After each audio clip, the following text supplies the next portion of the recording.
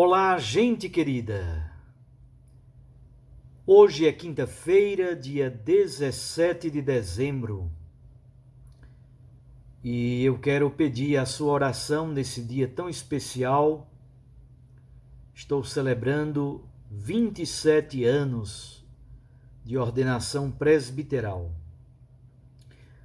Hoje também aqui na Igreja Catedral de Garanhuns, eu vou ordenar 3 diáconos para a nossa querida e amada Diocese de Garanhuns.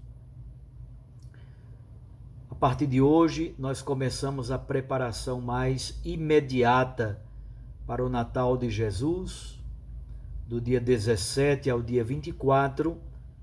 Meditamos exatamente os textos aos quais ontem eu fiz menção, os textos do chamado Evangelho da Infância. É uma reflexão bela, profunda, sobre o mistério da encarnação. Coloque-se na presença de Deus e supliquemos juntos o Espírito Santo para que venha em socorro de nossa fraqueza, ilumine a nossa mente, abra o nosso coração para acolhermos a santa palavra de Deus, fazermos dessa palavra vida, carne em nossa existência. Para vivermos essa palavra, tomarmos consciência dela e que a palavra se transforme em vida na nossa existência pessoal, familiar, no ambiente do trabalho, onde quer que estejamos, sejamos testemunhas da palavra.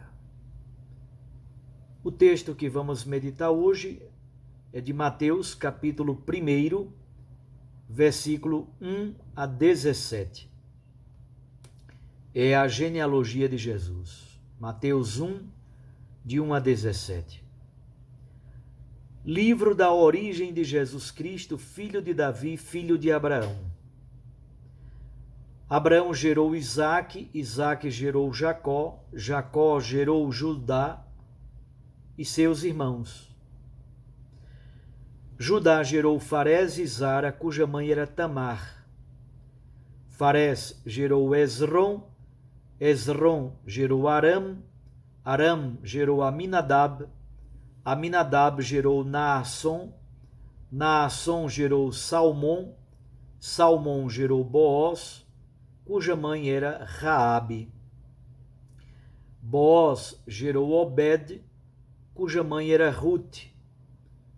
Obed gerou Jessé, Jessé gerou Davi. Davi gerou Salomão, daquela que tinha sido a mulher de Urias.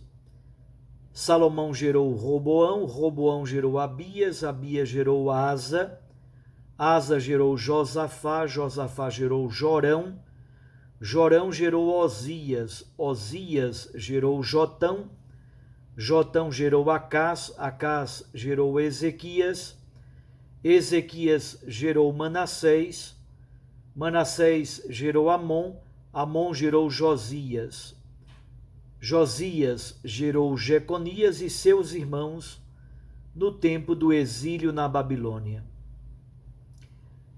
Depois do exílio na Babilônia, Jeconias gerou Salatiel, Salatiel gerou Zorobabel, Zorobabel gerou Abiúde, Abiúde gerou Eliaquim, Eliaquim gerou Azor, Azor gerou Sadoc, Sadoc gerou Aquim, Aquim gerou Eliúde, Eliúde gerou Eleazar, Eleazar gerou Matã, Matã gerou Jacó, Jacó gerou José, o esposo de Maria, da qual nasceu Jesus, que é chamado o Cristo.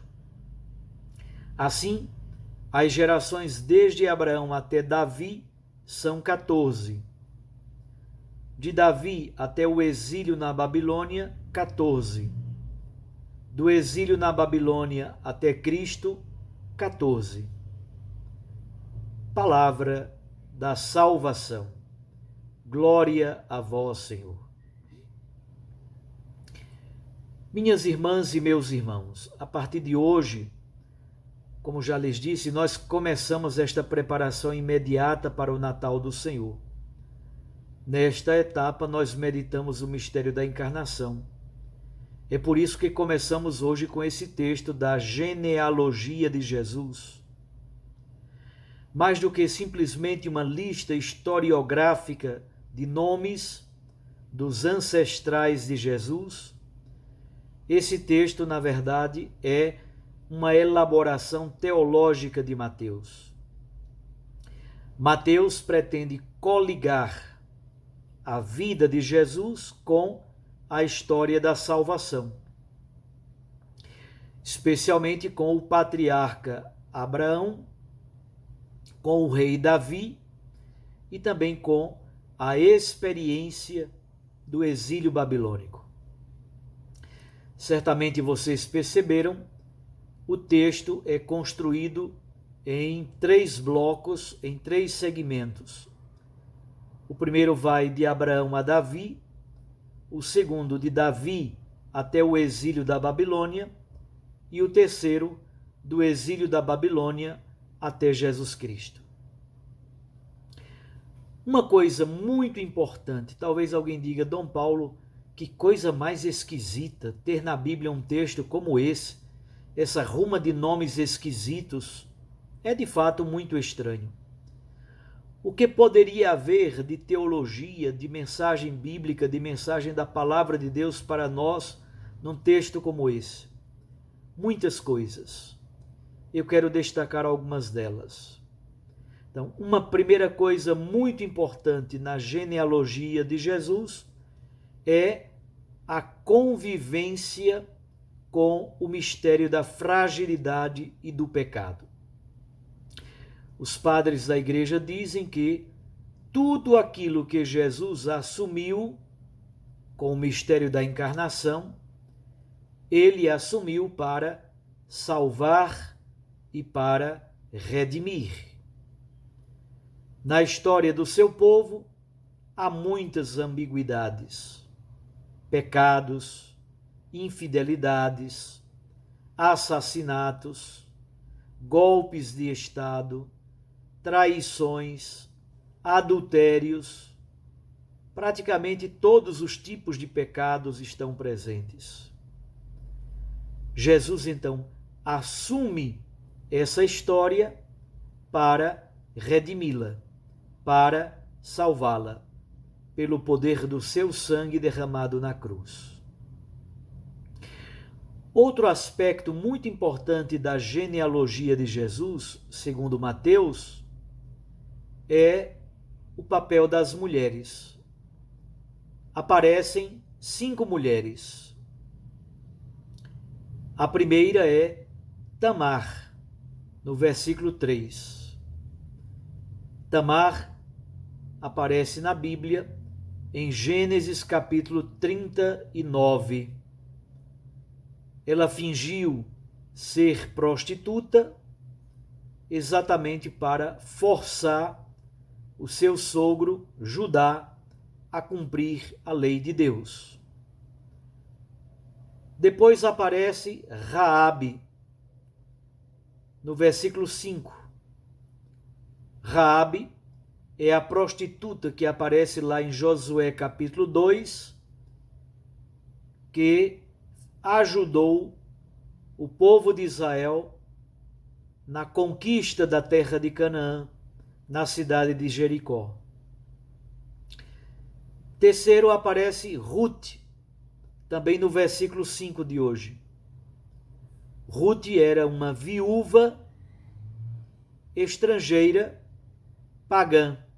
Ela é moabita e ela entra no rol dos ancestrais, dos antepassados de Jesus. Finalmente aparece Betsabeia, no versículo 6. Betsabeia é a ex-esposa de Urias, aparece lá em 2 Samuel capítulo 11, e ela foi tomada por Davi como esposa, é a mãe de Salomão. Então perceba, Tamar, quase prostituta, faz-se passar por prostituta, Raabe prostituta, Rute estrangeira, Betsabeia, uma vida irregular, quase beirando o adultério, por causa do capricho de Davi. E finalmente aparece Maria Santíssima, no versículo 16.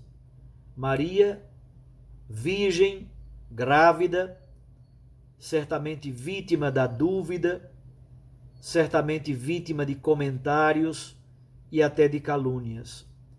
É bonito perceber como o sim dessa mulher, Maria Santíssima, possibilitou o nascimento de Jesus, a encarnação do Verbo de Deus em nossa história, e Jesus, Verbo encarnado, redime a história da humanidade pelo poder do seu sangue derramado na cruz.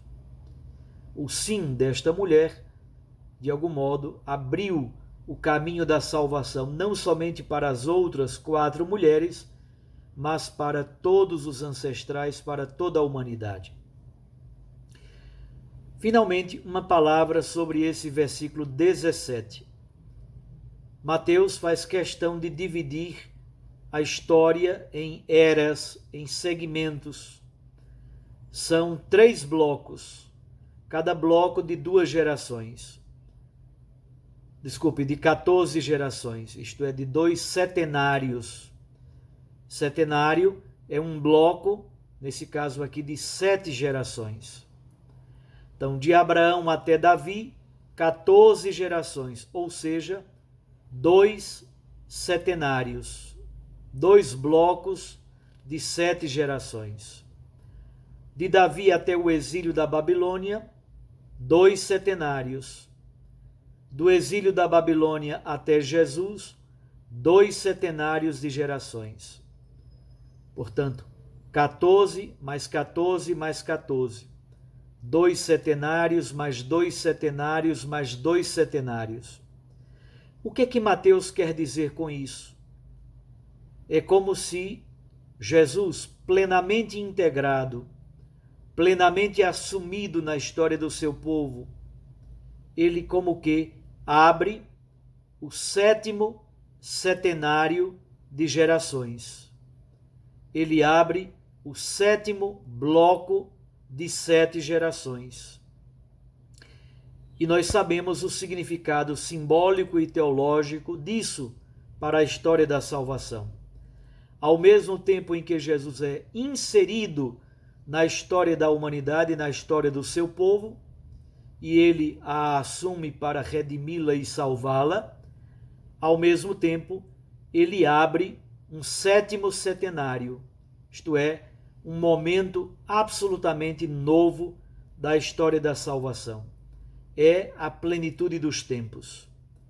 Tudo acontece no Evangelho de Mateus para que se cumpram as Escrituras, e por isso Mateus associa a história de Jesus com a história do seu povo no Antigo Testamento. Um abraço a você. Sintamos também que Deus entra na nossa história para redimir a nossa história pessoal, a nossa história familiar, a história do nosso povo. Um abraço, até amanhã, se Deus assim nos permitir, e reze, por favor, uma Ave Maria pelo meu ministério sacerdotal. Eu os abençoo, em nome do Pai, e do Filho, e do Espírito Santo. Amém.